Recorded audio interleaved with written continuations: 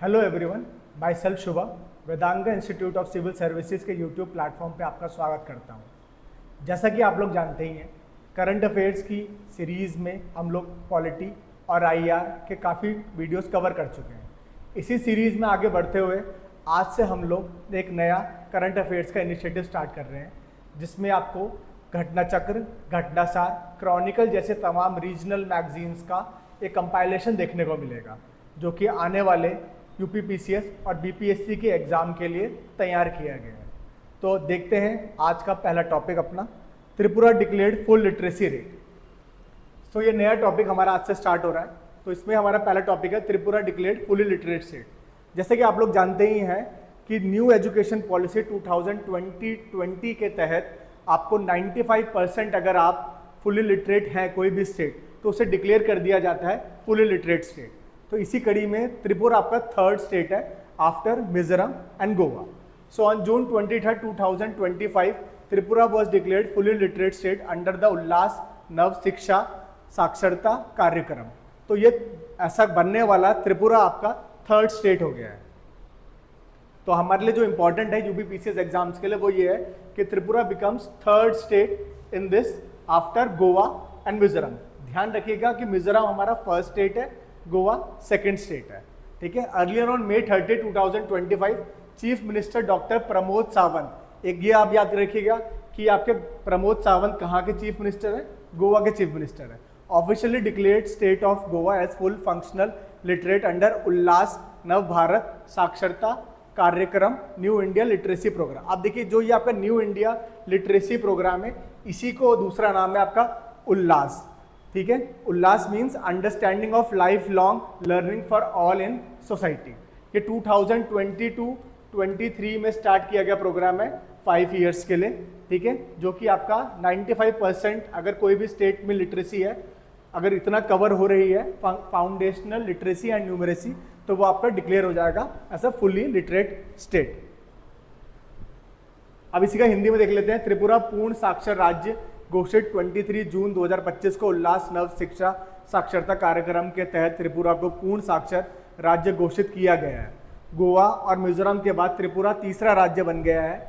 इससे पहले 30 मई 2025 को मुख्यमंत्री डॉक्टर प्रमोद सावंत ने आधिकारिक तौर पर गोवा राज्य को उल्लास नव भारत साक्षरता कार्यक्रम के तहत पूर्ण रूप से साक्षर घोषित किया था। यह उपलब्धि राष्ट्रीय शिक्षा नीति NEP-2 था। मैंने आपको जैसे बताया है कि ये न्यू एजुकेशन पॉलिसी जो 2020 है, उसके तहत ये स्कीम है हमारी उल्लास। अब पहले इस पर एक इंपॉर्टेंट चीज़ जानने वाली ये है कि लिटरेसी की डेफिनेशन क्या है। सो मिनिस्ट्री ऑफ एजुकेशन ये डिफाइन करती है लिटरेसी को कि it is the ability to read write and perform arithmetic progression plus comprehension. ठीक है। तो जो भी पढ़ने की, लिखने की और अर्थमेटिक जो भी मैथमेटिकल जो हम लोग करते हैं, इसके साथ साथ प्लस आपका कॉम्प्रिहेंशन आपका लिटरेसी के डेफिनेशन के अंदर आता है, जो कि डिफाइन किया गया है बाय मिनिस्ट्री ऑफ एजुकेशन में। ठीक है। इसके अंदर identifying, understanding, interpreting and creating content along with acquiring critical life है स्किल लाइक डिजिटल और फाइनेंशियल लिटरेसी। आप लोग ये ध्यान रखिएगा कि हमारे देश में आज के डेट में जो लिटरेसी का जो डेफिनेशन है, तो उसमें सिर्फ लिखना पढ़ना ही नहीं, आपको फाइनेंशियल और डिजिटल लिटरेसी भी एक इंपॉर्टेंट कॉम्पोनेंट है इसका। ठीक है। अब according to census 2011 Goa's literacy rate was 88.7%। Male literacy यहां पर थी 92.81%, वाइल फीमेल लिटरेसी वाज 84.66%। तो ये हमारा ये इतना इंपॉर्टेंट नहीं है, बट फिर भी आपको जो टर्म्स हैं ये आपको ध्यान रखने पड़ेंगे कि यहाँ पे फुल जो लिटरेसी थी आपकी गोवा के अंदर वो 88.7% थी। सो रिसेंटली ये 2011 के सेंसस के अकॉर्डिंग है। आज के डेट में जो गोवा की लिटरेसी है वो अबव 95% हो गई है। That is why it has been declared as a full literate state. अब ऐसे ही लिटरेसी रेट इन त्रिपुरा जो हो गया है 2011 के सेंसस में 87.22% है। ठीक है। जो Goa has become the second state in the country to surpass the nationally prescribed 95% functional literacy benchmark. Earlier in May 20, 2025 chief minister of Mizoram Lalduhoma officially declared Mizoram as a fully literate state. तो अगर आपको chronology याद करनी पड़े इन तीनों states की, तो Mizoram was the first state to be declared as fully literate state, then Goa और विद रिसेंट। ठीक है।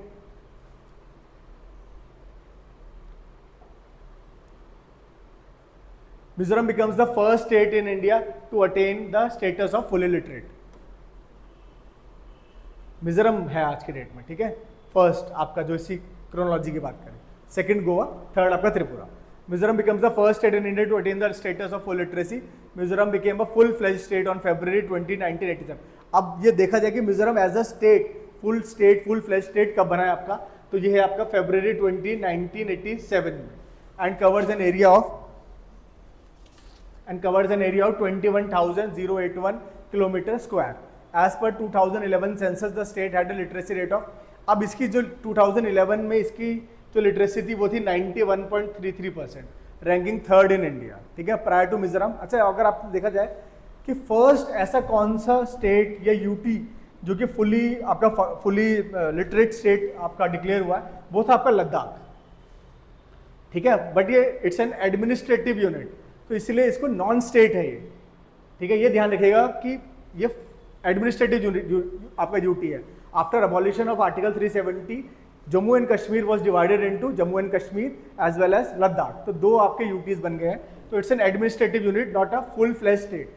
यहाँ पे आपके पहले फुल लिटरेसी डिक्लेयर्ड हुआ था, बट इसका नाम नहीं है, फर्स्ट नाम आपका मिजोरम का ही आएगा, as a full fledged state, ठीक है। तो तीनों स्टेट्स का आपको याद रखना है, first Mizoram, second Goa, third Tripura, ठीक। बाकी हमने डेफिनेशन देखी हमने कि लिटरेसी की डेफिनेशन क्या है according to ministry of education.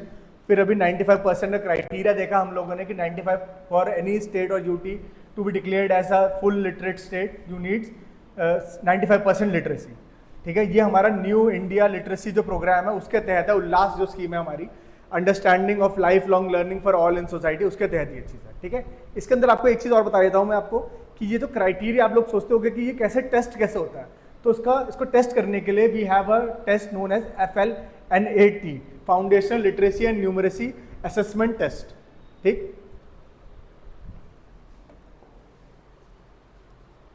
Next topic पे आप चलते हैं। हमारा फर्स्ट हमने देख लिया Tripura as a third fully literate state. Next है हमारा 50 ईयर्स ऑफ इमरजेंसी, आपातकाल के 50 वर्ष। तो ये जो इमरजेंसी यहाँ पे हम बात कर रहे हैं वो नेशनल इमरजेंसी की बात कर रहे हैं। पॉलिटी के सेक्शन में आपको 3 टाइप की आपकी दे रखी है आपको emergency. First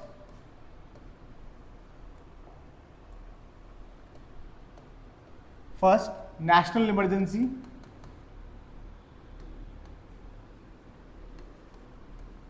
given in article 352, जो कि आपको 3 बातों पे लगाई जा सकती है, ठीक है। First external aggression,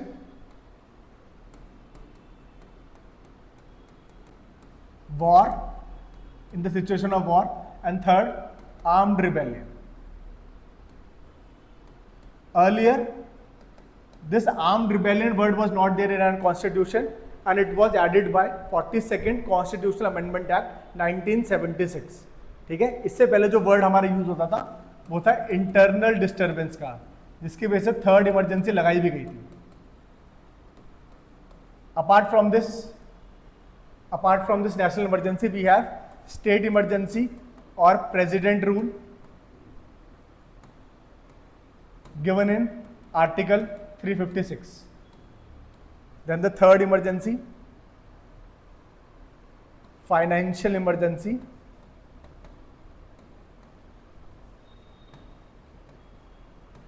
article 360. So these are the 3 types of emergencies given in our constitution.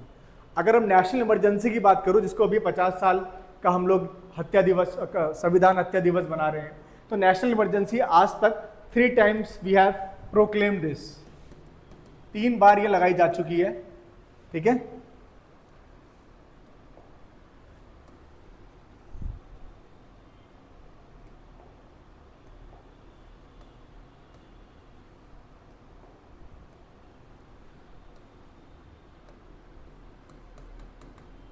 Three times national emergency had been invoked, ठीक है। पहला 1962 during India Chinese war, this will going to last till 1968, ठीक है। 1965 में Pakistan war में भी ये continue रही and lasted till 1968। Then second emergency 1971 Bangladesh war of liberation till 1972 and the third emergency 1975 to 1977। इसकी हम लोग बात कर रहे हैं आज के डेट में, ठीक है। जो earlier these two emergencies were imposed on the grounds of external aggression, ये एक्सटर्नल अग्रेशन के ग्राउंड्स पे लगाई गई थी and this one was based on internal disturbance.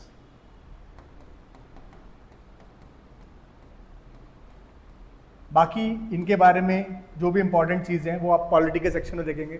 For example article 352 के अंदर जो भी आपका रिलेशन है स्टेट और सेंटर के बीच का वो कैसे रहता है, फंडामेंटल राइट्स आपके कैसे अबॉलिश हो जाते हैं आर्टिकल 358 के अंदर, 359 में जो इनका इन्फोर्समेंट है वो आपका कैसे अबॉलिश हो जाता है, कौन कौन से articles still will going to remain alive, like article 20, 21 आपके अलाइव रहते हैं ड्यूरिंग नेशनल इमरजेंसी, और स्टेट इमरजेंसी वाली चीज़ें भी और फाइनेंशियल इमरजेंसी वो सब आप लोग पॉलिटिकल सेक्शन में देखेंगे। करंट अफेयर्स में अभी हमारे लिए जो इंपॉर्टेंट है वो यही है कि 50 ईयर्स हो गए हैं to this 1975 emergency which was invoked on the grounds of internal disturbance. ठीक है, ये हुआ क्या था, थोड़ा सा बैकग्राउंड आपको मैं बता देता हूँ। तो आपका एक बहुत ही फेमस केस है आपका इंदिरा नेहरू गांधी वर्सेस राज नारायण, 1975 का ये केस है। देखिए जो आपकी इंदिरा गांधी जी थी वो 1971 के इलेक्शंस आपके जो लड़ी थी वो रायबरेली के सीट से लड़ी थी against a very strong candidate from Ram Manohar Lohia socialist party Raj Narayan ji. अब जो राज नारायण जी होते हैं वो बहुत स्ट्रॉन्ग कैंडिडेट है आपके फ्रॉम दिस रायबरेली सीट, और वो इतने कॉन्फिडेंट होते हैं अपने इलेक्शन विन को लेके कि वो बिफोर द रिजल्ट वो सेलिब्रेट करना स्टार्ट कर देते हैं। बट हम लोग को जैसे पता ही है कि after the election result prime minister Indira Gandhi will going to get this win from this seat, और उसके बाद वहाँ पे ये जो सीट है इस पे आपका टर्मोइल स्टार्ट हो जाता है। आपके जो राज नारायण जी है वो आपके इलाहाबाद हाई कोर्ट पहुँच जाते हैं with a petition against Indira Gandhi ji that she had used state machinery for wrong purpose. जो बूथ कैप्चरिंग का या वोट रिगिंग का आपके एलिगेशंस आपके लगते हैं इंदिरा गांधी जी पे, और ये सारे एलिगेशंस अपहेल्ड कर देता है आपका इलाहाबाद हाई कोर्ट और 6 ईयर्स के लिए डिस्क्वालीफाई कर देता है आपके इंदिरा गांधी जी को। ठीक है, तो लेटर ऑन फिर 39th अमेंडमेंट, अब ये आपका क्या होता है कि उस समय हमारे, अच्छा एक चीज़ और इम्पॉर्टेंट इसके अंदर कि during this emergency who was the president of India, ये जो आपके 1975 की जो इमरजेंसी है कि in June 25, 2025 India mark the 50th anniversary of emergency at 21 month period from 1975 to 1977। अब ये जो प्रोक्लेमेशन है नेशनल इमरजेंसी का, उस टाइम पे हमारे जो प्रेसिडेंट रहे वो है हमारे फखरुद्दीन अली अहमद जी, फखरुद्दीन अली अहमद, ये हमारे प्रेसिडेंट थे। ठीक है, during the tenure of Indira Gandhi as a prime minister. ठीक है, तो इसमें से Allahabad high court June 12, 1975 verdict in the Indira Nehru Gandhi versus Raj Narayan case, जिसके अभी हम चर्चा कर रहे थे, invalidating the then prime minister Indira Gandhi candidate 1974 election for electoral malpractices led to the proclamation national emergency on June 25, 1975। ठीक है, तो वोट रिगिंग का आपका आरोप लगा था। उसके बाद क्या होता है कि जैसे ये न्यूज़ आउट होती है इंदिरा गांधी जी आपके इमरजेंसी आपकी डिक्लेयर कर देती हैं, और इसी ड्यूरेशन में वो 39th अमेंडमेंट एक्ट लेके आती हैं, जिसके अंदर आपका जो कॉन्स्टिट्यूशन अमेंड करने की बात करती है 329A जो आपका आर्टिकल है वो एक ऐड किया जाता है। ठीक है, इलेक्शन कमीशन वाला जो आपका है ना 324 टू 329 तक, उसी के अंदर 329A ऐड करा जाता है। बट 39th अमेंडमेंट एक्ट, ये दोनों आपको याद रखने पड़ेंगे। 39th अमेंडमेंट एक्ट आप याद रखिएगा, जो ये आया था इसके ड्यूरेशन में इमरजेंसी के टाइम पे, और क्या चीज़ ऐड करी थी हमने, 329A ऐड करा था। इसके अंदर क्या बात बोली जाती है कि ये बेसिकली आपका जो प्राइम मिनिस्टर और लोकसभा स्पीकर का जो इलेक्शन है इसको इम्यून कर देता है फ्रॉम जुडिशियल रिव्यू। ठीक है, तो मतलब कि आपका जो प्राइम मिनिस्टर का इलेक्शन है या लोकसभा स्पीकर का जो इलेक्शन है उसका कभी भी जुडिशियल रिव्यू नहीं हो सकता। Court does not have any power to abrogate or to invalidate these two elections, तो ये बात बोली जाती है। अब इसी को लेके फिर राज नारायण केस के अंदर आपका जजमेंट आता है, जिसमें ये चीज़ देखी जाती है कि जो आपका जो जुडिशियल रिव्यू की पावर है वो बेसिक स्ट्रक्चर डॉक्ट्रिन का पार्ट है। तो उसको अबॉलिश नहीं किया जा सकता, ठीक है। जो केशवानंदन भारती केस जो था 1973 का 24 अप्रैल 1973 का जो जजमेंट था, उसमें ये था कि आप फंडामेंटल राइट्स को तक अबॉलिश कर सकते हो, बट जो कुछ बेसिक स्ट्रक्चर है उसका आप लोग अमेंडमेंट नहीं कर सकते। तो उसी केस में जो फ्री एंड फेयर इलेक्शंस वाली जो चीज़ है वो as a part of basic structure बनती है यहाँ से, ठीक है, ये याद रखिएगा।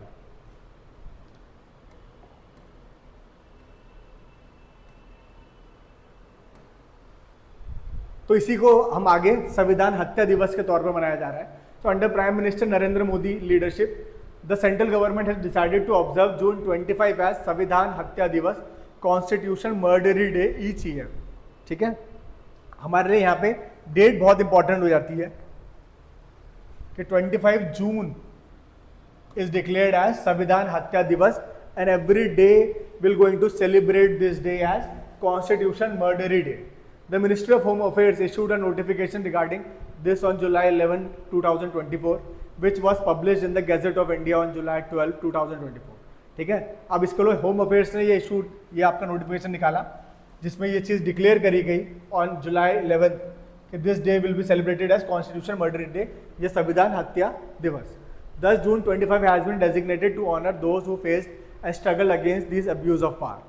तो बहुत सारी इसमें कहानियाँ रिलेटेड है आपकी इमरजेंसी के टाइम की, जितने भी आप पॉलिटिकल लीडर्स आज की डेट में जो भी आप देखते हैं, फॉर एग्जांपल आपके लालू प्रसाद यादव जी, मुलायम सिंह जी या और भी अटल बिहारी वाजपेयी जी, ये सारे के सारे पॉलिटिकल लीडर्स थे जिनको वहाँ पे अरेस्ट किया गया without any petition, without any hearing. तो ये सारी कहानी आपकी इससे रिलेटेड है। नेक्स्ट देखेंगे आगे बढ़ते हुए ऑपरेशन सिंदूर।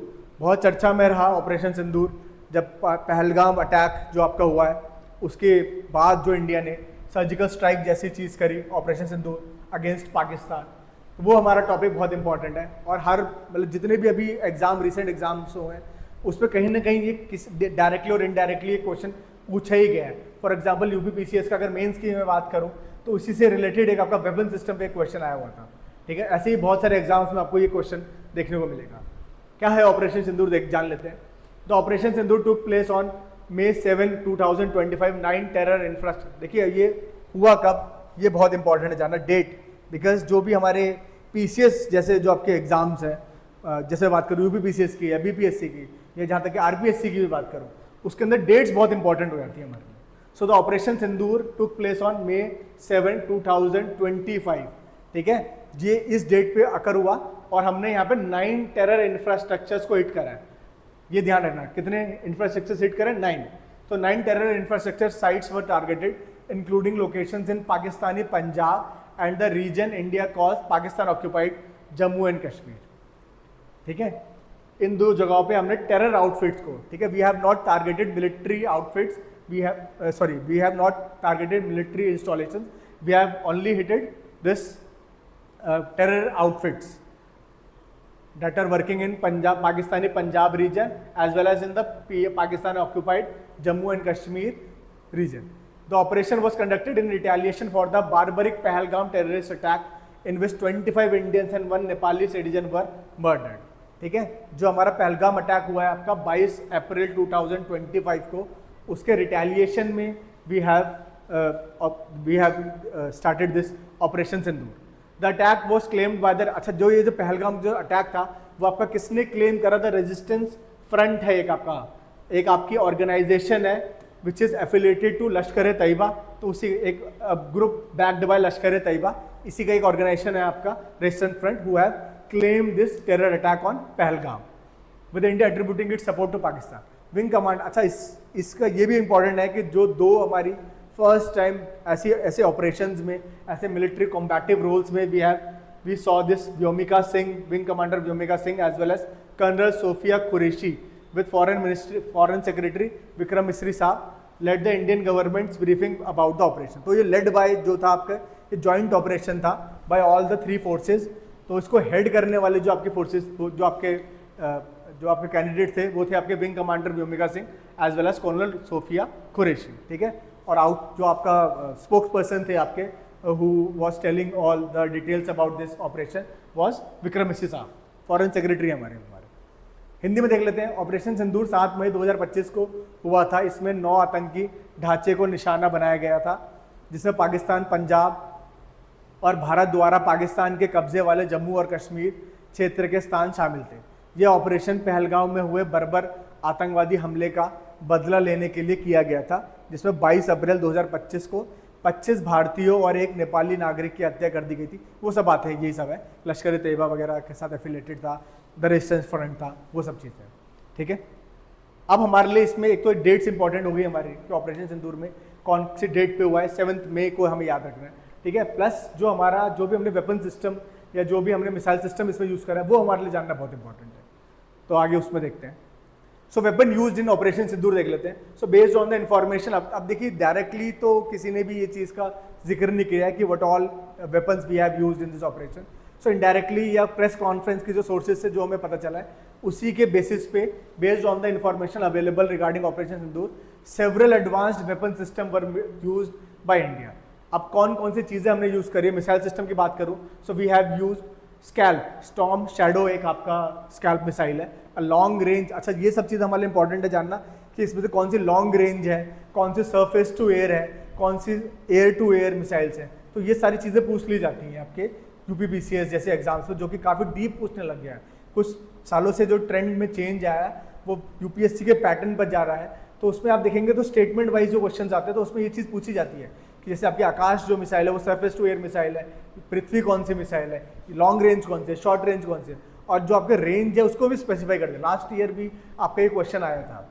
ठीक है, सो स्कैल्प जो फर्स्ट मिसाइल हमने इसमें यूज करी वो है scalp storm shadow, a long range air launch cruise missile. अच्छा, रिमेंबर दिस थिंग कि this is a cruise missile. ठीक है, there is a difference between cruise missile and ballistic missile. देखिए क्रूज मिसाइल क्या होती है, आपका ये मैन्यूवरेबल आपकी मिसाइल्स हैं। ठीक है, बहुत ही लो रेंज पे बहुत ही लो हाइट पे जाती है। और जो आपकी जो बैलिस्टिक मिसाइल्स है basically they are of large range and they travel in a projectile motion, they have this projectile motion. इसीलिए क्रूज मिसाइल को इंटरसेप्ट करना इज वेरी डिफिकल्ट। जबकि आपका जो लॉन्ग रेंज की मिसाइल्स है आपकी, जैसे आपकी पृथ्वी हो गई, आकाश हो गई, ये इंटरसेप्टेबल है, दे क्रॉस करती हैं आपके एटमॉस्फेयर को and then they hit the target. ठीक है, अब ये स्कैल्प जो है लॉन्ग रेंज की एयर लॉन्च क्रूज मिसाइल है with a range exceeding 250 kilometre, 250 kilometre के आसपास ये आपके लॉन्ग रेंज की है।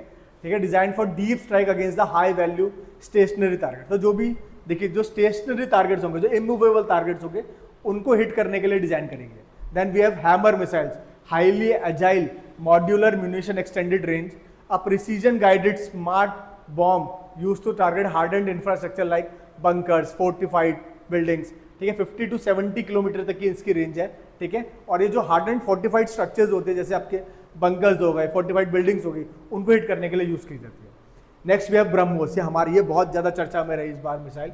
ठीक है, first of all BrahMos is a joint venture between India and Russia. ठीक है, दो रिवर्स के मिक्स करके ये बनाया गया। It's a combination of Brahmaputra and Moskva river. ठीक है, ब्रह्मपुत्र हमारे नॉर्थ ईस्ट रीजन से फ्लो करती है और मॉस्कोवर आपकी जो रिवर है वो आपके रशिया की। So it's a joint venture between Russia and India.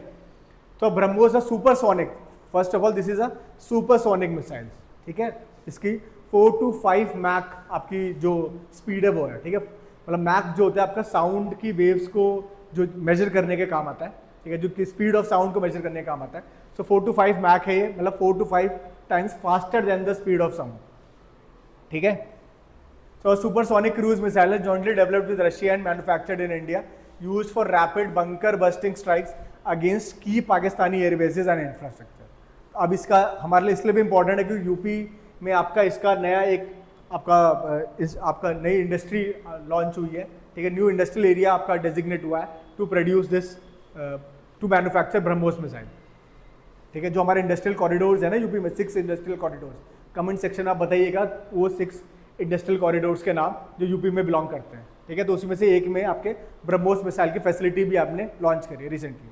So meteor missile हमने, नेक्स्ट मिसाइल हमारी मीटियोर, अब बियॉन्ड विजुअल रेंज। ठीक है, देखने की क्षमता के पार, beyond visual range air to air missile है हमारी। ठीक है, meteor used to protect India's air space and neutralise aerial threats during the operation. Estimated range है इसकी एक्सीडिंग 100 किलोमीटर्स और पोटेंशियल है इसकी to reach up till 200 kilometres और मोर। ठीक है, तो ये हमारी मिसाइल्स थी, scalp missile, hammer, BrahMos, meteor. ठीक है, इसमें से हमारे लिए ब्रह्मोस मिसाइल बहुत इंपॉर्टेंट हो जाती है। इसी का भी इंडिया और रशिया ने नया वर्जन भी बनाने का स्टार्ट करा है, जो अबव 700 किलोमीटर्स तक रेंज देगी हमारे को। आगे बढ़ते हैं, ड्रोन्स कौन कौन से यूज हुए हमारे इसी ऑपरेशन में। First of all we have used loitering munitions, kamikaze drones है हमारे। ठीक है, जो आपने फोटोग्राफ्स देखी होंगी या स्टार्टिंग में जो वीडियोस आ रही थी उसमें ड्रोन से अटैक दिख रहा था कि जो आपका बेस है उस पर ड्रोन का सीधा इंफ्रास्ट्रक्चर पर ड्रोन का अटैक है, तो वो सारे ड्रोन्स हमारे कामिकाजे ड्रोन्स हैं। Deployed for surveillance, target acquisition and autonomous strikes on high value mobile targets like vehicles and commanders. So जो हमने जैसे हमने आपका जो मिसाइल देखी थी, जैसे स्कैल्प मिसाइल देखी थी, वो स्टेशनरी टारगेट्स के लिए थी। ठीक है, this has been used for movable targets, highly value mobile targets हैं इसके, जैसे व्हीकल्स हैं आपके।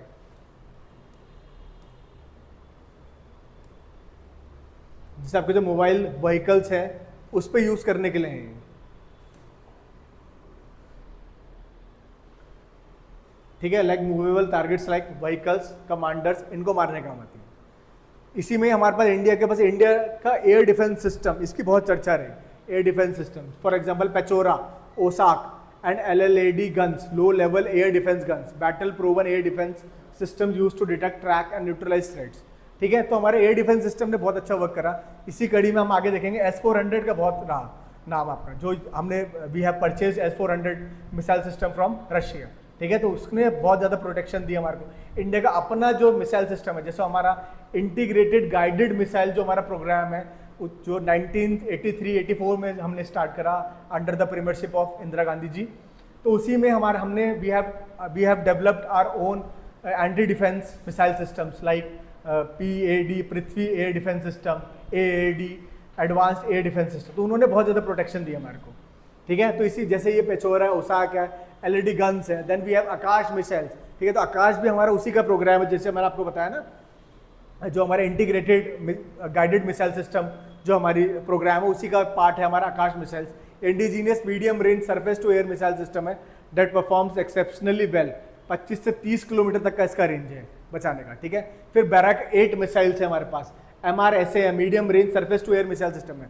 Both this systems have been developed as a joint venture between India and Israel. ठीक है, तो बराक 8 करने तो बहुत अच्छा, जो पूरा दिल्ली में जो एक मिसाइल जो दिल्ली की तरफ आ रही थी उसको रोकने में बराक 8 का बहुत अच्छा रोल है उसमें। तो missile system use for defending Indian territory against aerial incursion. ठीक है, 70 किलोमीटर्स तक का रेंज है इन दोनों की, कि मतलब ये क्या करते हैं आपका कि कोई भी इनकमिंग जो मिसाइल है उसको इंटरसेप्ट करके आउट ऑफ द एटमॉस्फेयर भेज देते हैं। ठीक है, देन S-400 की हम बात कर रहे थे। We have purchase this S-400, 3 S-400s we have purchase in 2018 from Russia. ठीक है, डिस्पाइट ऑफ कैट्सा जो आपका लॉ है अमेरिका का, जो उन्होंने हमारे को वेव कर दिया था, we have purchase this thing. So integrated counter unmanned aerial system है ये, it's a type of grid, a system use to detect, track and neutralise hostile drones. ठीक है, सो S-400 हमारा आपका पूरा का पूरा ग्रिड सिस्टम है जो मिसाइल्स को इस हिसाब से इंटरसेप्ट करता है कि मार के आपका या तो डिस्ट्रॉय कर देगा या आउट ऑफ द एटमॉस्फेयर भेज देगा।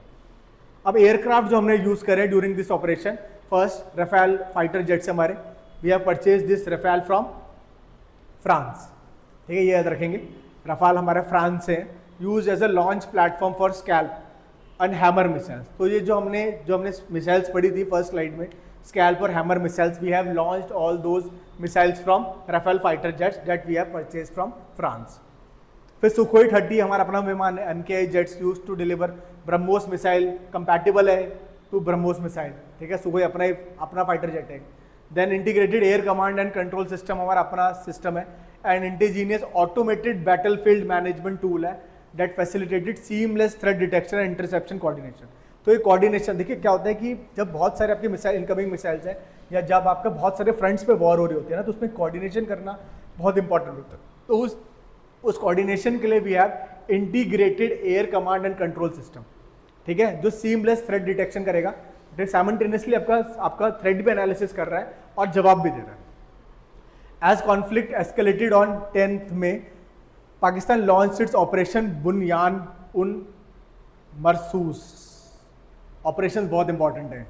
ठीक है, आगे और भी हम बहुत सारे ऑपरेशन देखने वाले हैं।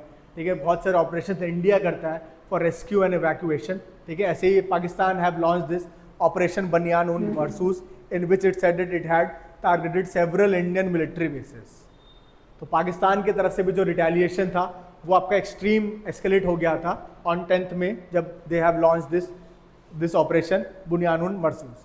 सो Pakistan also attempted to use weaponry such as, अब इनके पास जो थे चाइनीज ओरिजिन PL-15 मिसाइल्स थे, ठीक है, जो हमने मार गिराए। फिर टर्किश ओरिजिन UAVs थे which were neutralised by Indian defence system, ठीक है। तो टर्की, अजरबैजान और भी बहुत सारे आपके नेशंस थे जो जिन्होंने आपकी हेल्प करी पाकिस्तान को। That's why we are now boycotting all those countries, ठीक है। आप देख रहे होंगे न्यूज़ में कि टर्की और जो अजरबैजान है आपका, बहुत ज़्यादा इनका मार्केट लो हो गया है, ठीक है। जो टूरिज्म मार्केट था वो इंडिया से बहुत सारे जने जाते थे, वो सारा का सारा भी लो चल रहा है, just because they have supported Pakistan during this war. अब ये जो हमारा जो इम्पोर्टेंट रहा कि सीज फायर कैसे हुआ, ऑपरेशन सिंदूर जो हमने कंडक्ट करा, उसके बाद सीज फायर कैसे आया, तो उसमें एक इम्पॉर्टेंट रोल जो हमारा निकल के आया वो है DGMO साहब का, ठीक है। DGMO तो एक पोस्ट है in all forces in India. So in the context of Indian armed forces, DGMO stands for director general of military operation, ठीक है। ये 3 स्टार जनरल की पोस्ट है, ठीक है। और don't confuse it with CDS जो चीफ ऑफ डिफेंस स्टाफ है, उससे कंफ्यूज मत करिएगा। चीफ ऑफ डिफेंस स्टाफ जो है वो हमारे जो तीनों आपके जो आर्म्ड फोर्सेज हैं, ठीक है, जैसे हमारी आर्मी, नेवी, एयरफोर्स, उसका जो हेड है या उसका जो कमांडिंग ऑफिस, जो आपका कोऑर्डिनेशन का जो ऑफिसर है, वो हमारा चीफ ऑफ डिफेंस स्टाफ है। DGMO is specialised office for military operation. ये जो हमारे डायरेक्टर जनरल है फॉर मिलिट्री ऑपरेशंस के लिए, इसका काम भी कोऑर्डिनेशन का ही है, बट ये इसका रोल तब इंपॉर्टेंट होता है जब वॉर वाली सिचुएशन होती है, मिलिट्री ऑपरेशंस होते हैं, और वो जो मीन टाइम में जो भी आपका मोबिलाइज कराना है स्टाफ वगैरह को, ठीक है, जो आपको डिपार्टमेंट ऑफ मिलिट्री अफेयर्स है, ठीक है, जिसमें जो हेड कर रहे हैं आपके CDS साहब, तो वो बाकी सारी चीज़ें देखते हैं, कोऑर्डिनेशन बिठाना उनका भी काम है, बट मिलिट्री ऑपरेशन के टाइम पे ये आपका फंक्शन करेंगे, ठीक है। सो it's a high ranking crucial position with in Indian army held by lieutenant general, 3 star rank है, ठीक है। ये हमारे 3 स्टार रैंक वाले हैं, वो 4 स्टार रैंक वाले होते हैं CDS ऑफिसर, ठीक है। So here is a break down of the DGMO का रोल क्या और रिस्पॉन्सिबिलिटी क्या है, ठीक है। ऐसे क्वेश्चंस आपके मेंस जैसे एग्जाम में बहुत पूछे जाते हैं, ठीक है। फॉर एग्जांपल UPPCS के मेंस में भी आपका नेशनल सिक्योरिटी काउंसिल पे क्वेश्चन था, ठीक है। तो ऐसे क्वेश्चंस को हमें देखना बहुत जरूरी है कि what are the role and responsibility की, फंक्शंस क्या है इस पोस्ट की। आपके प्रीलिम्स में भी ऐसी चीज़ें पूछी जा सकती है with statements. So operation oversight, पहली बात क्या करता है, ऑपरेशनल ओवरसाइट करता है कि जो भी ऑनगोइंग ऑपरेशन है उसका जो ओवरसाइट, मतलब उसका जो पूरा देखभाल करना है, कोऑर्डिनेशन करना है, ठीक है, कैसे कैसे कहाँ पे क्या चीज़ डिप्लॉय करने में, वो सारी चीज़ देखता है। तो DGMO is responsible for planning, directing and overseeing all the military operation with in India and along its border, including combat operations, counter insurgency efforts and peace keeping mission, ठीक है। तो ये तीनों चीज़ों में आपका इंपॉर्टेंट रोल प्ले करेगा, combat operations में, काउंटर इंसर्जेंसी ऐसी चीज़ों में, और पीस कीपिंग मिशन में। नेक्स्ट क्या करते हैं, स्ट्रैटेजिक प्लानिंग यही करते हैं, ठीक है, कि हमें कहाँ चीज़ क्या डिप्लॉय करनी है, कहाँ से क्या चीज़ इंकर्शन करना है, वो सारी चीज़ें भी स्ट्रैटेजिक प्लानिंग में DGMO के अंदर होती है। फिर कोऑर्डिनेशन है, लाइसेंसिंग भी यही करते हैं। Next border management and crisis response, ठीक है। तो जो डिपार्टमेंट ऑफ मिलिट्री अफेयर्स जिसको हेड कर रहे हैं हमारे CDS, या जो हमारा नेशनल सिक्योरिटी काउंसिल है, ठीक है, जो रिपोर्ट भेजता है आपको प्राइम मिनिस्टर को, उसको रिपोर्ट करने वाले ये साहब है आपके, ठीक है, DGMO साहब, director general of military operation, ठीक है। ये हमारे जो तीनों स्टाफ थे आपके, तीनों आर्म्ड फोर्सेस के जो हेड है, हमारे lieutenant general Rajiv Ghai DGMO of Indian army के हैं, vice admiral AN Pramod the director general of naval operations, and air marshal AK Bharti ji, director general of air operations, ठीक है। ये आर्मी चीफ से अलग होते हैं, पहली बात आप ये ध्यान रखिएगा, ठीक है। ये मिलिट्री ऑपरेशंस के टाइम पे आते हैं, बाकी पीस टाइम पे वो सब लोग काम करते हैं, ये अलग काम करते हैं, ठीक है। इनके नाम पूछ लिए जा सकते हैं, या मैच द फॉलोइंग जैसे कुछ क्वेश्चंस आते हैं उसमें काम आ सकते हैं, ठीक है। तो ये याद रखिएगा, लेफ्टिनेंट जनरल राजीव घई जी हैं, ये इंडियन आर्मी से, राजीव घई जी फ्रॉम इंडियन आर्मी, ठीक है। AN प्रमोद जी हैं हमारे नेवल ऑपरेशंस के, और AK भारती जी हैं हमारे एयर ऑपरेशंस के। अब बहुत सारे जो हमने आपको बताया है कि आज तक इंडिया में बहुत सारे हमने ऑपरेशन भी हैव कंडक्टेड, ठीक है, और mostly all these operations were targeted against Pakistan.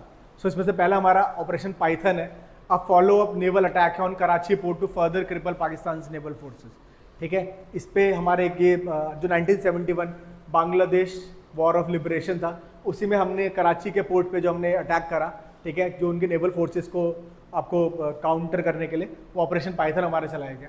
Next we have operation Meghdoot 1984, movie बनी है इसमें, ऋतिक रोशन की एक मूवी है बड़ी फेमस इसी चीज़ पे, ऑपरेशन मेघदूत पे, launch on April 13, 1984 under the prime minister Indira Gandhi leadership. वो जो आपका जो ऊपर वाला जो एरिया, सियाचिन वाला जो एरिया, वो कवर कर लिया था ड्यूरिंग दिस ऑपरेशन मेघदूत। फिर इंडियन फोर्सेज ने कैसे उसको छुड़ाया वो मूवी में देख सकते हैं।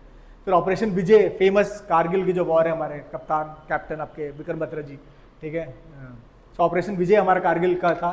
This operation was India's military actions to reclaim territory occupied by Pakistan forces in Kargil. Kargil भी आपका वहीं उसी रीजन में, जम्मू कश्मीर वाले ऊपर वाले रीजन में, ठीक है। तो वहाँ पे कैसे हमने we have ousted these Pakistani ranger forces, ठीक है। तो वो उस पर हमारा ऑपरेशन विजय चलाया गया। देन वी हैव ऑपरेशन सफ़ेद सागर 1999 में conducting by the Indian air forces to launch air strike against Pakistani forces entrenched in Indian position along the DIC। Then Uri surgical strike अभी रिसेंटली था हमारा, ये लास्ट टाइम तक का उरी जो मूवी बनी है इस पर आपके, ठीक है। दीज वर कंडक्ट, जो बालासोर में के अटैक के बाद हमने we have conducted this Uri surgical strikes. So these were conducted by Indian special forces in retaliation for the Uri attack, ठीक है। ऑपरेशन बंदर हमने चलाया, launch in response to 2019 Pulwama attack में on a CRPF convoy in Jammu and Kashmir, civil defence preparedness mock drill 2025। On May 7, 2025 minister of home affairs initiated a civil defence drill across 244 district through out India, ठीक है। तो ये जो last ये MHA की जो drill थी, ये आपका था कि प्रीएम्प्टिव ड्रिल्स थी। प्रीएम्प्टिव मीन्स कि प्रिपेरेटरी ड्रिल्स थी, ठीक है, before anything such any such thing like war will happen. तो उससे पहले प्रीएम्प्टिव हमारा एक प्रिपरेशन था। तो उस चीज़ में हमने MHA ने आपके सिविल डिफेंस ड्रिल चलाई है अक्रॉस 244 डिस्ट्रिक्ट्स, ठीक है। तो ऊपर वाली तो नहीं कहूँगा, लेकिन नीचे वाली बहुत इंपॉर्टेंट है हमारे लिए, ठीक है। जैसे उरी सर्जिकल स्ट्राइक इंपॉर्टेंट है 2016 की, ऑपरेशन बंदर आप लोग याद रखिएगा, ठीक है, इन रिटेलिएशन टू 2019 पुलवामा अटैक। आगे बढ़ते हैं, नेक्स्ट टॉपिक पे आते हैं अपने humanitarian assistance and disaster response. Disaster बहुत इंपॉर्टेंट टॉपिक हो गया है, ठीक है। आए दिन कुछ ना कुछ क्वेश्चन बस आते ही हैं, ठीक है। मेंस में तो मतलब ये बहुत ज़्यादा आपका हॉट टॉपिक है। आपके लैंडस्लाइड्स हो गया, आपके अर्थक्विक हो गया, वोल्केनो हो गया, सुनामी पे क्वेश्चन आया हुआ था UPPCS मेंस में, ठीक है। तो ये सारी चीज़ें अपनी पूछी जाती हैं। तो इसी में कुछ इंडिया के इनिशिएटिव्स हैं, ठीक है, और भी बहुत सारे, मतलब नॉट जस्ट ये डिजास्टर रिलीफ पे ही, कुछ ह्यूमैनिटेरियन असिस्टेंस के लिए भी इंडिया बहुत सारे ऑपरेशंस कंडक्ट करता है। फॉर एग्जांपल इंडिया ने ये आपके पूरे क्रोनोलॉजिकल वाइज हमने यहाँ पूरा का पूरा आपको एक ही जगह पे सारा का सारा कोलैबोरेटिव मिलेगा, ठीक है। ऑपरेशन राहत 2015 evacuating Indian and foreign national from war tone Yemen. Yemen के लिए ये हमारा चीज़ है। ऑपरेशन राहत just remember conducted for war tone Yemen, ठीक है। आपका सऊदी अरेबिया के नीचे एक कंट्री पड़ती है यमन, वहाँ के लिए था ये चीज़। देन वी हैव ऑपरेशन मैत्री providing rescue and relief efforts during the Nepal earthquake. ये बहुत इंपॉर्टेंट है यार। नेपाल अर्थक्वेक के टाइम पे हमने we have supported them through operation Maitri. Then operation Sankat Mochan हमने चलाया, evacuating India and other foreign nationals from South Sudan. अब साउथ सूडान की बात आ गई तो तब का संकट मोचन हमने 2016 में चलाया। इसी में हमने एक और आपका चलाया है ऑपरेशन कावेरी 2023 में। We have launch this operation Kaveri to rescue our national from Sudan, ठीक है। सूडान आपका अफ्रीकन नेशन है, ठीक है, जहाँ पे आपके जो सिविल वॉर्स हैं ये आपके फ्रिक्वेंटली चलती रहती हैं। तो उसी में हमने इसे 2016 में we have conducted this operation Sankat Mochan, ठीक है। इसी के आगे जाके हमने ऑपरेशन आपका कावेरी चलाया इन 2023, ठीक है, सेम सूडान में ही चलाया, ठीक है। सॉरी ये साउथ सूडान है, ये सिर्फ सूडान के लिए है, सूडान क्राइसिस के लिए।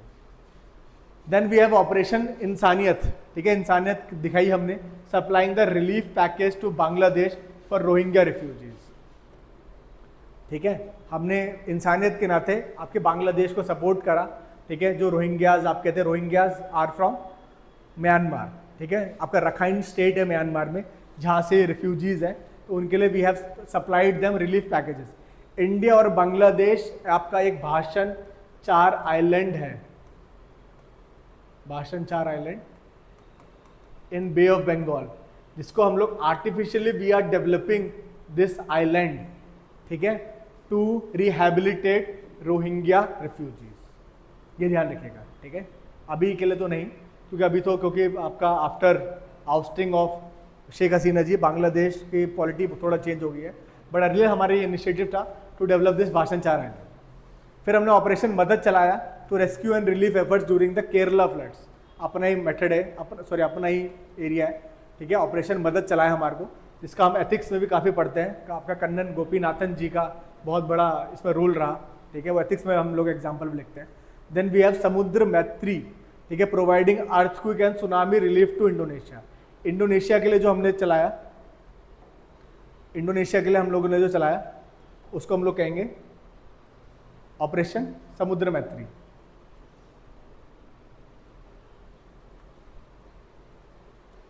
फॉर इंडोनेशिया समुद्र मैत्री, ठीक है। ऐसे सेम इसी नाम का एक हमारे पास ऑपरेशन और था, समुद्र सेतु। कमेंट बॉक्स में आप लोग कमेंट करके बताइएगा कि समुद्र सेतु वॉज लॉन्च्ड फॉर व्हाट, ठीक है।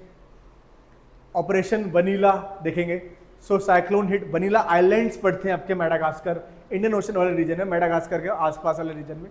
उसी में हमने साइक्लोन हिट मेडागास्कर के लिए ऑपरेशन वनीला चलाया, ठीक है।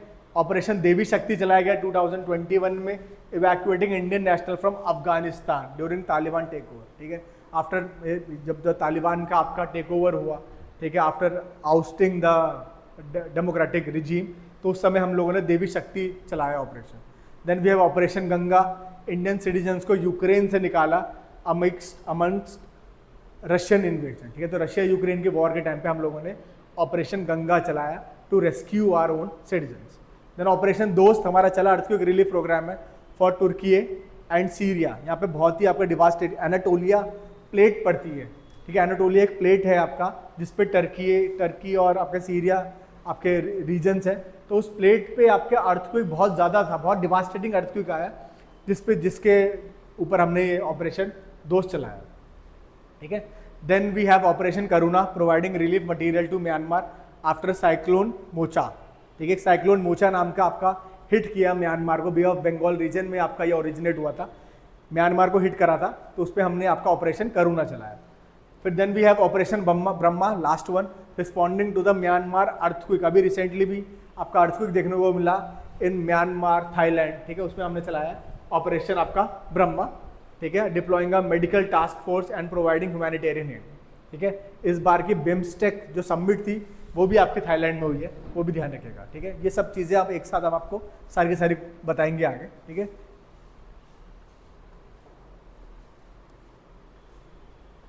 नेक्स्ट टॉपिक जो हमारे लिए बहुत इंपॉर्टेंट है वो है इंडस वाटर ट्रीटी, ठीक है। आप यही आपका जो ऑपरेशन सिंदूर है उसी के पार्ट जैसा है आपका। India unilaterally tried to abolish this treaty, Indus water treaty, ठीक है। तो ये देख लेते हैं हम लोग, क्या है Indus water treaty. Basically it was a treaty brokered by World Bank during 1960 to share waters of Indus between India and Pakistan. उसी के बेस पे सारे के सारे आपके करंट अफेयर की न्यूज़ है। So Indus water treaty is a water sharing agreement है between India and Pakistan, signed on September 1960, ठीक है। जस्ट रिमेंबर द ईयर 1960, ठीक है। और and brokered by World Bank. किसने मतलब किसने जो मीडिएशन कौन था उस समय, अगर वर्ल्ड बैंक था, ठीक है। आपके जवाहरलाल नेहरू साहब थे आपके, और शायद दूसरी साइड से अक्यूब खान थे आपके, जिन्होंने ये आपके इंडस वाटर ट्रीटी साइन करी है, ठीक है। Which includes the main Indus river and its 5 tributaries, Jhelum, Chenab, Ravi, Beas, Sutlej, ठीक है। तो ये आपके इंडस जो आपके रिवर्स है, ठीक है, इट हैज 5 ट्रिब्यूटरीज। याद करने का बड़ा सिंपल सा तरीका है, IJCRBS, ठीक है, IJCRBS। ये नॉर्थ टू साउथ आपका अरेंजमेंट है इन रिवर्स का। I stands for Indus, Jhelum, Chenab, Ravi, Beas, Sutlej, ठीक है। अब इसका डिवीजन भी इसी के अकॉर्डिंग हुआ है। फॉर एग्जाम्पल जो आपकी ऊपर की वेस्टर्न फ्लोइंग रिवर्स है, इंडस, झेलम, चेनाब, ठीक है, these were given to Pakistan, ठीक है। 80% water of all these 3 tributaries of Indus was given to Pakistan, ठीक है। और जो नीचे की हैं ये फुली इंडिया को दी गई है, तीनों रवि, ब्यास, सतलुज, तीनों के तीनों आपकी इंडिया के पास है, ऊपर वाली 3 आपकी पाकिस्तान के पास है। ठीक है, India can only use water of all these 3 reverse for run of the river projects, run of the river hydro electric project. Run of the river का मतलब कि आपने रन करा, ठीक है, उसका यूज करा और वापस पानी छोड़ दिया, तो उसी के लिए इंडिया यूज कर सकता है, थोड़ा बहुत आपका इरिगेशन के पर्पज के लिए, बाकी और किसी चीज के लिए इंडिया इसको यूज नहीं कर सकता। ठीक है, और हमेशा से पाकिस्तान की कंप्लेंट ही इन तीनों रिवर्स पे रही है। ठीक है, जो इंडिया जो डैम कंस्ट्रक्शन कर रहा है, फॉर एग्जांपल किशन गंगा जो डैम है आपका झेलम रिवर पे, या जो रैटल डैम है आपका चेनाब रिवर पे, उस पर हमेशा से पाकिस्तान का एलिगेशंस रहा है कि India is not following the conditions और the criterias of this, not abiding by the criterias of this Indus water treaty. ठीक है, तो अब इंडिया ने आफ्टर ये पहलगाम वाला जो अटैक, जो पहलगाम जो टेरर अटैक था, उसके बाद ये पूरा का पूरा खत्म ही कर दिया है। ठीक है, इंडिया ने यूनिलैटरली इसको अबॉलिश कर दिया, although no exit clause was there in this treaty. Unilaterally कोई भी नेशन, चाहे इंडिया चाहे पाकिस्तान, इसको एग्जिट नहीं कर सकता, बट फिर भी इंडिया ने इसको आपका सस्पेंड कर दिया है फॉर आपका फॉर लॉन्ग टाइम के लिए, अभी तो कह नहीं सकते कब तक के लिए कर दिया, बट फिर भी ये आपका काफ़ी इन अबेयंस तक आपका टेम्पररी ये बैंड है, टेम्पररी सस्पेंडेड है। ठीक है, अब की प्रोविजन देख लेते हैं क्या क्या था इस ट्रीटी के अंदर। काफ़ी चीज़ों में आपको बता चुका हूँ, बाकी देख लेते हैं। The treaty assigns the waters of eastern river, जो ईस्टर्न रिवर्स हैं आपकी, जितनी भी ईस्टर्न रिवर्स हैं, रावी, ब्यास, सतलुज, वो सारी की सारी आपकी इसी के अंडर है, पाकिस्तान के पास है। ठीक है, सो द ईस्टर्न रिवर्स है आपके रवि, ब्यास, सतलुज, वो इंडिया के पास है फॉर अनरिस्ट्रिक्टेड यूज। ठीक है, no restrictions were imposed on these 3 eastern flowing rivers. और जो वेस्टर्न रिवर्स हैं आपकी Indus, Jhelum, Chenab, are allocated for Pakistan unrestricted use. ठीक है, with India allowed for limited, मैंने बताया ना आपको कि India limited irrigation agriculture purpose के लिए लिमिटेड यूज कर सकता है, and unlimited non consumption uses है। नॉन कंजप्शन यूजेस के अंदर आपका वो वाली चीज आ जाती है, रन ऑफ द रिवर, जो आपका run of the river hydro electric power projects हैं। ठीक है, सच एज पावर जनरेशन के लिए India can build run of the river hydro electric projects on the western rivers subject to design limitations to ensure uninterrupted water flow to Pakistan. ठीक है, जिसका design है, you need to approve that design from a joint committee, या आपका जो permanent Indus commission है उससे approve कराने के बाद India can build this hydroelectric project on the western flowing rivers. The treaty established a permanent, अब देखिए इसका जो dispute resolution mechanism है ना, it's a 3-tier structure है, ये बहुत इंपॉर्टेंट है हमारे जानने के लिए। ठीक है, तो इसमें 3 लेयर्स पे, ये 3 स्टेजेस हैं जिसमें डिवाइडेड है। ठीक है, इनिशियल स्टेज में, जो फर्स्ट स्टेज की बात करूँ या फर्स्ट लेवल की बात करूँ, there is a permanent Indus commission. Permanent Indus commission में आपके दोनों कमिश्नर्स आएंगे बोथ साइड से, इंडिया पाकिस्तान से, और इनको मीटिंग होनी है annually. It is compulsory to have annual meetings in this permanent Indus commission. तो पहली बात तो यही आपका डिफंक्ट पड़ा था काफी टाइम से। ठीक है, दोनों ने अपने अपॉइंट ही नहीं कर रहे थे। ठीक है, अब ये क्या होगा कि जो भी क्वेश्चंस आपके आते हैं ना, जो भी डिस्प्यूट के क्वेश्चंस आएंगे, वो सबका सोल्यूशन आपका परमानेंट इंडस कमीशन करेगा। अब यहाँ पे नहीं होंगे तो then will deploy a neutral, या then World Bank will going to appoint a neutral expert. एक न्यूट्रल एक्सपर्ट आपका आएगा जो दोनों के जो डिस्प्यूट है, जो भी क्वायरीज है, उसको अनबायस्ड वे में आपका सुनेगा। ठीक है, अब यहाँ पे भी अगर आपका मैटर आपका सॉल्व नहीं होता है तो एक डिस्प्यूट रेजोल्यूशन मैकेनिज्म जो 3rd लेयर पे है वो आपका बनेगा, परमानेंट कोर्ट ऑफ आर्बिट्रेशन है आपका। ठीक है, फिर उसके बाद डिसीजन बनेगा। ठीक है, so the treaty establish a permanent Indus commission composed of representatives from both countries to facilitate cooperation and resolve dispute. ठीक है, तो पहले तो अपने लेवल पे ही हम लोग, ठीक है, अपने लेवल पे इसको डिस्प्यूट को रिजॉल्व करने की कोशिश करेंगे, जहाँ पे आपके कमिश्नर आएंगे फ्रॉम बोथ साइड्स। उसके बाद the treaty also outlines a 3-tier, ठीक है, मैंने आपको बताइए कि it's a 3-tier dispute resolution mechanism involving a permanent Indus commission, एक न्यूट्रल एक्सपर्ट होगा appointed by World Bank, and then we have a court of arbitration. ठीक है, अगर मामला यहाँ से भी नहीं सुलझता है तो last opportunity that we have is court of arbitration. ठीक है, और आप ये ध्यान रखिएगा कि इसके अंदर कोई भी एग्जिट क्लॉज नहीं था। ठीक है, although India decided to ban this treaty या to come out of this treaty, but still there is no exit clause present in this Indus water treaty. Next आगे चलते हैं।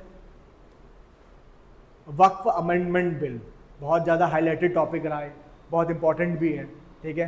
काफ़ी टाइम तक अभी भी कोर्ट में पेंडिंग है case against this Waqf, supreme court में आपके पेंडिंग केस है। So after all this clamour, Waqf amendment bill was passed by Lok Sabha on April 3, 2025, ठीक है। पहली बात तो डेट वो पूछ लेते हैं कि किस डेट पे पास हुआ, कौन से हाउस में पहली बार पास हुआ, ठीक है। So it was passed by Lok Sabha first of all on April 3, 2025। अब ये जो लोअर हाउस ने क्लियर कर दिया था amendment bill after division of votes, 288 votes आपके फेवर में गए, 232 अगेंस्ट गए, बट फिर भी पास की हुई मेजोरिटी है, ठीक है, सिंपल मेजोरिटी से पास हो गया। The house also pass the मुसलमान वक्फ रिपील बिल 2024, जो आपका जो अर्लियर एक्ट था उसको रिपील कर दिया गया। अब अपर हाउस ने clear this bill with 128 members voting in favour of it, 195 voted against, ठीक है, ऑन 4 अप्रैल, नेक्स्ट डेट, ठीक है। 3 अप्रैल को आपके लोकसभा ने पास करा, 4 अप्रैल को राज्यसभा अपर हाउस पास कर देगा।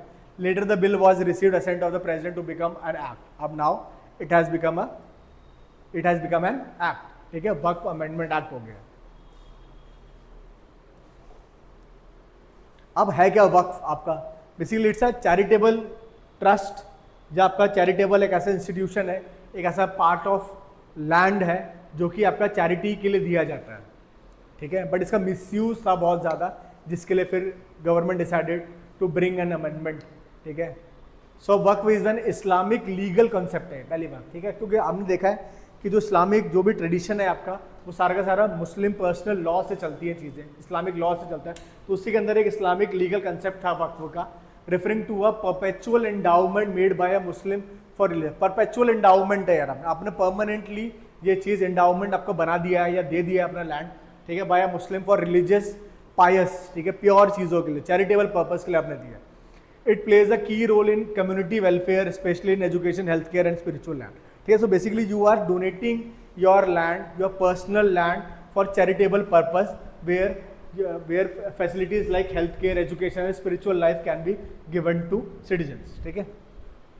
अब इसमें इनएलिजिबिलिटी का जो क्लॉज था, ये इनएलिजिबिलिटी के लिए जो कर रहा था, ये इनएलिजिबिलिटी का मतलब, इनएलिजिबिलिटी का मतलब होता है कि आपको बाहर निकाल देना, ठीक है, आपको एलियन की तरह ट्रीट कर देना। Once a property is declared as Waqf, it cannot be sold, ठीक है। तो अब जैसे अगर आपने प्रॉपर्टी ये हम पे दे दी, ठीक है, वक्फ डिक्लेयर कर दिया, तो उस प्रॉपर्टी पे आपका कोई अधिकार नहीं है, ठीक है। इट कैनॉट बी सोल्ड नहीं कर सकते आप, ट्रांसफर नहीं कर सकते, गिफ्ट नहीं कर सकते, इनहेरिट नहीं कर सकते, मॉर्टगेज नहीं कर सकते। The ownership is considered to vest in God eternally. जिनका कंसेप्ट है आपका इस्लामिक कंसेप्ट यही है आपका कि एक बार आपने जो चीज छोड़ दी वो God, it is considered to be vested in God, ठीक है, भगवान के लिए दे दी गई है, तो आपका नहीं होगा, अल्लाह के लिए दे दी गई, सॉरी। वाकिफ, जो डोनर को कहेंगे इसमें Waqif, the person who donates the property is known as वाकिफ।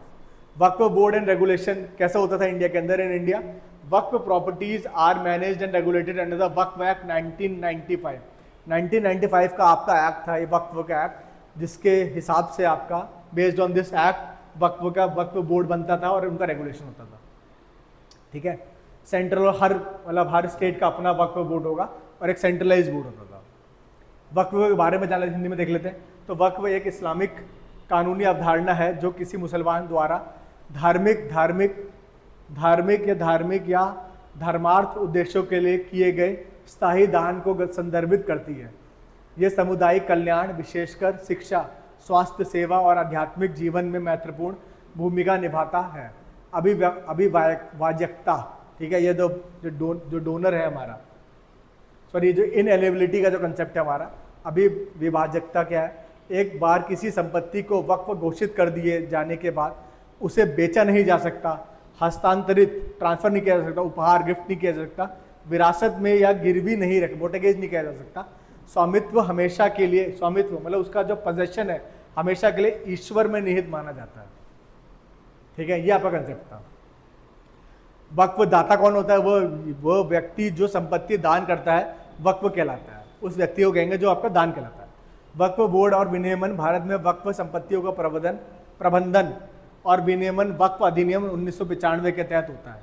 ध्यान रखिएगा कि इसका प्रबंधन वक्फ संपत्तियों का और उसका विनियमन आपका वक्फ अधिनियम 1995, वक्फ एक्ट है आपका 1995, उसके तहत होता है, जिसमें मैंडेटरी है to make this central and state Waqf boards. आगे देखते हैं। अब ये है क्या चीज? It's a charitable and religious endowments fall under entry 28 of the concurrent list in the 7th schedule. अब तो जैसा इसको हमने अमेंड करने की पावर, क्वेश्चन ये आता है कि can parliament has this power to amend this act, ठीक है? तो उसका जानने के लिए देख लेते हैं कि जो चैरिटेबल और रिलीजियस एंडाउमेंट्स है आपके, जितने जो भी होंगे आपके, ठीक है, whether it's for Hinduism, for Muslim, for Christianity, for Sikhs, तो जितने भी चैरिटेबल और आपके रिलीजियस एंडाउमेंट्स हैं आपके, ये सारे के सारे आपके एंट्री 28 ऑफ कॉन्करेंट लिस्ट का पार्ट है। कॉन्करेंट लिस्ट आप एक 7th शेड्यूल के अंदर दे रखी है और आर्टिकल 246 के अंदर मेंशन्ड है, ठीक है? The timeline of Waqf amendment bill 2024, अगस्त 9 2024 को बोथ हाउसेज ने, पार्लियामेंट ने रेफर करा बिल को। एक ज्वाइंट कमेटी बनाई गई थी जो इसका इन डेप्थ एग्जामिनेशन करती है, ठीक है? तो ज्वाइंट पार्लियामेंट्री कमेटी बनी जिसने इसका पूरा एनालिसिस करा, पॉइंट टू पॉइंट उसका सारा का सारा देखा, चीज़ों को कुछ ऐड करा, कुछ अमेंड करा, कुछ रिमूव करा, तो वो सारी चीज़ें खोलने के बाद ये आपका फिलहाल ये एक्ट लेके आया गया। सो द कमेटी कंसिस्ट, आप देखिए हमारे लिए इंपॉर्टेंट ये हो जाता है कि जो ये ज्वाइंट पार्लियामेंट्री कमिटीज़ बनती है, पहली बात तो ये एडॉक कमिटीज़ बनी है, ठीक है? कमिटीज़ की जो पावर है हमारे कॉन्स्टिट्यूशन के अंदर, वो आपके आर्टिकल 105 के थ्रू आ रही है, ठीक है? तो उसमें आपकी एडॉक कमेटी जो बनी, ज्वाइंट पार्लियामेंट्री कमेटी बनी है, ये 31 मेंबर्स की कमेटी है। पहली बात तो the committee consisted of 31 members, जिसमें 21 मेंबर्स लोकसभा से थे आपके, 10 मेंबर्स राज्यसभा से थे, ठीक है? अ ज्वाइंट कमेटी बनी on Waqf amendment bill, submitted it reports in Lok Sabha in 31 January 2025, ठीक है? सो आपका 2024 9 अगस्त 2024 को बोथ हाउसेज ने आपका ये माना कि इसको हम एक सेलेक्ट कमेटी, ये एक आपके ज्वाइंट कमेटी को ये बिल रेफर करा जाए, और उस जो कमेटी थी आपकी जेपीसी जो थी, वो 31 मेंबर्स थे, जिसमें आपके 21 मेंबर्स आर फ्रॉम लोकसभा और 10 मेंबर्स आपके राज्यसभा से थे। इस कमेटी का चेयरपर्सन जो थे आपके, वो थे जगदम्बिका पाल जी, भारतीय जनता पार्टी से एफिलिएटेड है, ठीक है? उन्हीं के टिकट से जीते हैं जगदम्बिका पाल जी, ठीक है? इन्होंने अपनी कमेटी की रिपोर्ट आपको भेजी है 31 जनवरी 2025 को। उसके बाद आपका डिस्कशन हुआ और फिर हमने 3rd और 4th अप्रैल को ये पास कर दिया, ठीक है? देखा ना हमने अभी आगे।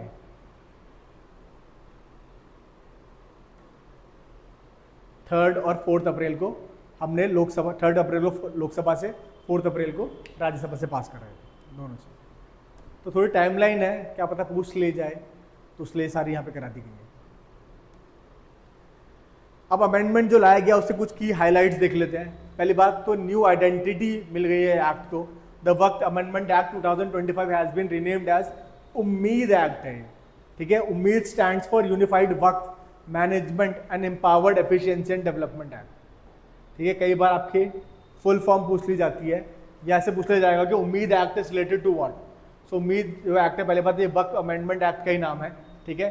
इसका फुल फॉर्म है आपकी unified Waqf management, empowerment, efficiency and development act, ठीक है? जैसे आरपीएससी के एग्जाम में आपका क्वेश्चन पूछा गया था QRSAM के है, quick response surface to air missile, ठीक है? तो ऐसे कई बार आपके जो भी आपके एग्जाम्स हैं, जो खासकर जो आपके लोअर सबऑर्डिनेट वाले एग्जाम्स होते हैं, उसमें ये चीज़ पूछ ली जाती है। अब नेक्स्ट हमारा इंक्लूसिव गवर्नेंस फ्रेमवर्क है। अब देखिए पहली बात तो क्या था कि आर्टिकल 25 to 28 जो हमारे फंडामेंटल राइट्स है, उसके अंदर हमारे को रिलीजियस आज़ादी दी, फ्रीडम दी गई, फ्रीडम टू रिलीजन दिया गया, ठीक है? तो उसके तहत हम लोग अपना जो भी हमारा रिलीजन है उसको प्रोपोगेट कर सकते हैं, जो भी है उसका हम इंस्टीट्यूशन बनाए, उसका खुद से आपका देख रेख कर सकते हैं, खुद से उसके जो भी एडमिनिस्ट्रेटिव वर्क है वो कर सकते हैं। तो आपकी इसके अंदर ही अमेंडमेंट किया गया इस चीज़ को ध्यान में रखते हुए कि इंक्लूसिव गवर्नेंस फ्रेमवर्क होगा इसका। इंक्लूसिव एज इन आपके हिंदूज को भी इस पर एनरोल कर दिया गया in to be appointed in state as well as central Waqf board जो बनेगा, ठीक है? So the act now allows for the inclusion of non Muslims non Muslims में आपके कोई भी आ सकते हैं, हिंदू आ सकते हैं, सिख आ सकते हैं, कोई भी आ सकता है, ठीक है। सो दिस एक्ट अलाउड कि non Muslim representative should be there in central as well as state Waqf board. इसी चीज का सबसे ज्यादा विरोध हो रहा है। जो सुप्रीम कोर्ट में भी जो पिटिशंस है वाज अगेंस्ट दिस प्रोविजन कि इंक्लूसिव गवर्नेंस है, जबकि in constitution we have been guaranteed right to freedom of religion, और खुद से हम लोग प्रोपोगेट प्रैक्टिस मैनेज कर सकते हैं अपने अफेयर्स को। बट उसके बाद भी इन्होंने इंक्लूसिव गवर्नेंस के नाम पे इस चीज़ को वो करा गया, ठीक है, to foster greater inclusivity and representation, ठीक है। गवर्नमेंट का कहना है कि we are doing this to increase inclusive governance, ठीक है। इंक्लूसिविटी आपका लेके आएगी, रिप्रेजेंटेशन बढ़ाएगी। अब removal of Waqf by user provision, अब ये वाला प्रोविजन को भी इन्होंने अमेंड कर दिया। ये भी आपका काफी हाईलाइटेड टॉपिक रहा, ठीक है। जितने भी सुप्रीम कोर्ट में जो पिटीशन है उसमें इस चीज की बहुत चर्चा हुई। The Waqf by user clause which permitted properties to be designated as Waqf based on long term religious use has been removed. अब क्या होता था कि वक्फ बाय यूजर का मीन्स कि इसके तहत बहुत सारी प्रॉपर्टी को आपको इलीगली एक्वायर कर लिया गया बाय वक्फ बोर्ड, कि देखिए बहुत टाइम तक तो हम इसी लैंड पे अपना कुछ, जैसे आपका जो दारुल सफ़ा वाली जो चीज़ है, हेल्थ केयर वाली चीज़ें चला रहे हैं, ये मदरसा चल रहा है, तो ये लैंड काफ़ी समय से लंबे यूज से हमारे पास ही है, तो ये वक्फ का ही लैंड हो गया, ठीक है। तो वक्फ बाई जो यूजर वाली जो चीज़ थी, इसका भी बहुत ज़्यादा प्रोटेस्ट किया गया। So government in this new amendment act has remove this clause. अब ऐसा नहीं कर सकते आप, ठीक है। अबॉलिशन ऑफ सेक्शन 40 हटा दिया, जो आपका सेक्शन 40 था वो आपका रिमूव कर दिया गया। ये क्या ओरिजिनल एक्ट के अंदर ही प्रेजेंट था, which had previously granted Waqf board unilateral power to declare any property as Waqf land, ठीक है। ये आपका यूनिलैटरली जितने भी वक्फ बोर्ड बनेंगे ये आपका खुद से ही डिसीजन ले सकते थे, ये इनकी ऑटोनॉमी थी, ठीक है। कोर्ट ये और इनके बाइंडिंग ऑर्डर्स होते थे, court can not intervene in these kind of things, ठीक है। जब तक आप अपील नहीं करोगे तो कोर्ट भी इसमें नहीं कर सकता कुछ भी। तो इस क्लॉज को भी आपका हटा दिया गया। अब इसके अंदर ये क्या चीज़ है, इसको हटाने के बाद ना अब जो आपका जो एक स्पेशल ऑफिसर एक डिजिग्नेट किया जाएगा, फॉर एग्जांपल जो डिस्ट्रिक्ट के अंदर डिस्ट्रिक्ट मजिस्ट्रेट जो होते हैं आपका, वो डिक्लेयर करेगा कि कौन सी प्रॉपर्टी आफ्टर इन्वेस्टिगेशन कि विच प्रॉपर्टी क्वालिफाई फॉर वक्फ, ठीक है। वो देख लेते हैं आगे। हिंदी में बात करें तो अधिनियम की नई पहचान दी गई है, ये हमने देख लिया, वक्फ संशोधन अधिनियम 2025 का नाम बदलकर उम्मीद रख दिया गया है, ठीक है, जो कि जिसका अर्थ है एकीकृत वक्फ प्रबंधन सशक्तिकरण दक्षता और विकास अधिनियम। फिर समावेशी शासन ढांचा इंक्लूसिव गवर्नेंस की बात करी गई है। यह अधिनियम अब केंद्रीय और राज्य वक्फ बोर्डों में गैर मुस्लिम प्रतिनिधियों को शामिल करने की अनुमति देता है, ताकि अधिक समावेशिता और प्रतिनिधित्व को बढ़ावा दिया जा सके, ठीक है। तो इंक्लूसिविटी बढ़ेगी, आपकी रिप्रेजेंटेशन बढ़ेगा। That's why they have allowed non Muslim to enter into state as well as central Waqf boards. फिर उपयोगकर्ता द्वारा वक्फ की बात करी गई, तो प्रावधान को हटाना, तो उपयोगकर्ता द्वारा वक्फ खंड जो दीर्घकालिक धार्मिक उपयोग हुआ, जो लॉन्ग टर्म यूज के लिए वक्फ बाय यूजर वाला जो क्लॉज था उसको भी हटा दिया गया, के आधार पर संपत्तियों को वक्फ के रूप में नामित करने की अनुमति देता था, को हटा दिया गया। अब धारा 40 का भी उन्मूलन कर दिया गया, सेक्शन 40 को हटाया गया, जो वक्फ बोर्डों को आपको किसी भी संपत्ति को वक्फ भूमि घोषित करने का एक तरफा अधिकार प्रदान करती थी, यूनिलैटरली डिसाइड करते थे मैटर्स को कि which property is qualified to be waqf land, तो वो वाली चीज को बैठा दिया गया। अब देखिए नया और क्या चीज ऐड करी गई है, ये वाली बात कर रहा था मैं